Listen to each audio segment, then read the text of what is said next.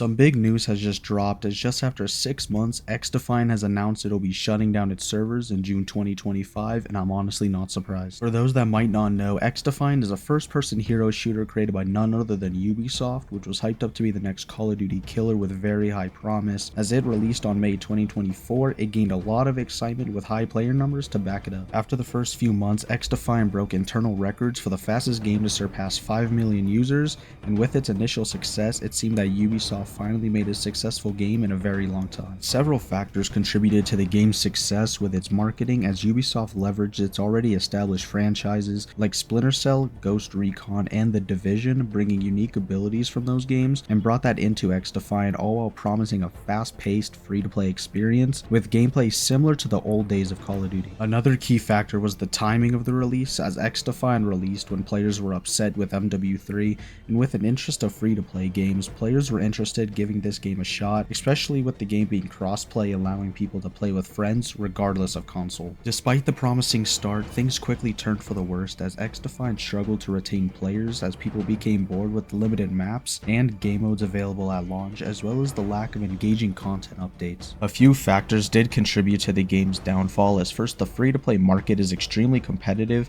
and XDefiant had to face the already established titles like Apex Legends, Call of Duty Warzone, and Valorant, just to name a few. These games not only have a very loyal player base, but offered regular content updates and a live service model that was sustainable. Secondly, XDefiant's monetization strategy was an issue, as players were not too happy on the game's reliance on microtransactions and a high cost of in-game cosmetics that led to negative perceptions that drove new and existing players away. Lastly, there was a whole bunch of technical issues from the beginning, such as server instability, matchmaking issues, and frequent bugs that frustrated players, leading to a bunch of negative reviews and the player base declining. Now, Ubisoft did its best to address the issues, but thanks to the updates being so far and few in between, the damages was already done. And thanks to those issues led to December 2024, where Ubisoft made the decision to discontinue XDefiant and keep the servers active until June 3rd, 2025, but new downloads and player registrations were disabled. This decision led to significant layoffs, with around 277 employees losing their job with the closure of Ubisoft San Francisco